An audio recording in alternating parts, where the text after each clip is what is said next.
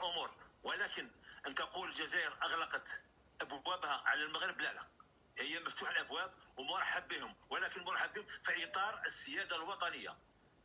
طيب يا رجل، السياده الوطنيه يعني انت اسمعني يا عزيزي، اسمعني. كلمه السياده الوطنيه على فكره احيانا توضع في غير محلها.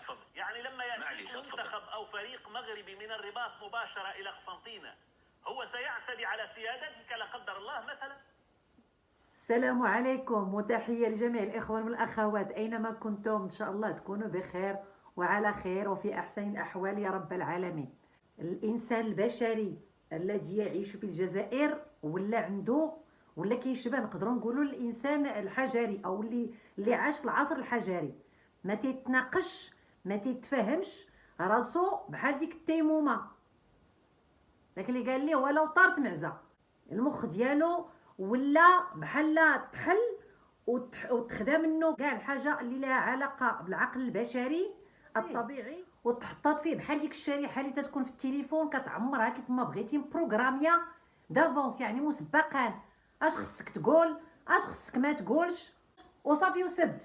ما كاينش النقاش ولا الاقناع ولا تقتنع بالمنطق والحجه والدليل، لا هذاك الشيء ما كاينش، هذاك الشيء ما بقاش عند الانسان البشري الذي يعيش في الجزائر كي قلت تحت حكم كبرنة الجزائر. هذه منافسه افريقيه، وبالتالي الجزائر خاضع للقوانين الافريقيه وضروره ان يفتح ابوابه امام الفرق القادمه وجماهيرها، وبالتالي الجزائر يعني ليس حر في هذه النقطه عزيزي، انا هكذا ارى والله اعلم. تفضل. ولكن الجزائر لم تغلق ابوابها شي صالح. طيب لماذا لا يعطى اذا الاذن الى من الان حتى يستعد المنتخب المغربي وجماهير المنتخب المغربي، الفريق المغربي؟ شوف سي صالح، نكون واقعيين. الرياضه تبقى رياضه. حلو. الرياضه تبقى رياضه. كلام جميل. لا نخلط الامور، ولكن ان تقول الجزائر اغلقت ابوابها على المغرب، لا هي مفتوحه الابواب ومرحب بهم، ولكن مرحب بهم في اطار السياده الوطنيه. طيب يا رجل، السياده الوطنيه يعني انت اسمعني يا عزيزي، اسمعني. كلمه احيانا توضع في غير محلها. يعني لما ياتيك منتخب او فريق مغربي من الرباط مباشره الى قسنطينه، هو سيعتدي على سيادتك لا قدر الله مثلا؟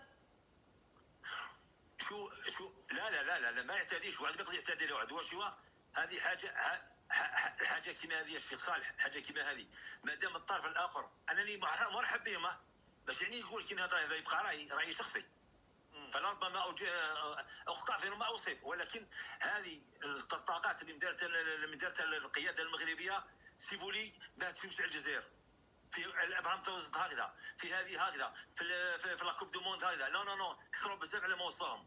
لازم الشعب تاعهم يكون واعي مع الحكومه تاعهم. يا سليم، صلي على النبي. صلي على النبي. المغاربه لم يقولوا لك عليه الصلاه والسلام. يعني المغرب الآن، وأنا هنا لا أدافع عن المغرب، والله أنا دائما أدافع على المغرب والجزائر نعم. ولكن أدافع على المنطق الآن يا عزيزي. اسمعني لو تكررت، اسمعني. هذه مسابقة إفريقية، والمغرب جزء من إفريقيا وجزء من العرب. هو لم يقل افتحوا الأبواب أمامنا دائما، قال لك هذه مسابقة أريد أن أشارك فيها، أعطوني أحقية أني أسافر من الرباط إلى قسنطينة مباشرة، مش تقول لي روح لباريس ثم ارجع من باريس، او روح لتونس ثم ارجع من تونس. ليه يا اخي؟ انا لم اقل تونس، انا قلت الجزائر عندها قانونها، لي فول ايريان ماروكان ما يلعبوش على الجزائر مهما تكون ظروف هذه. طيب ماذا بخصوص رحله الفريق الرياضي؟ انا لا اقول الرحلات كلها يا عزيزي، الفريق الرياضي فقط. الشيخ صالح ليكسيبسيون ما كانش الشيخ صالح، الله غالب. هذه هي. شكرا لك على كل حال سليم. انا يسمحوا لي اهلي في الجزائر واهلنا جميعا طبعا في المغرب وفي الجزائر، نحن يا جماعه عندما نتحدث الان نتحدث كأسرة واحدة، ولكن بصراحه.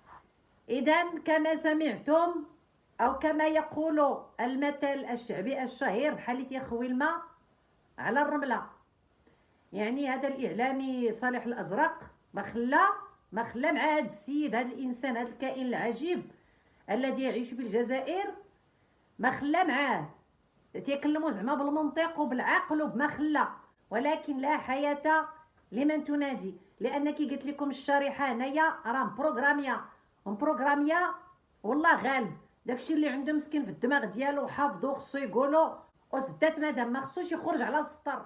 وهكذا يكون الإنسان البشري عندما يحكمه مثل هؤلاء المخلوقات العجيبة الغريبة اللي هما كبرنات الجزائر.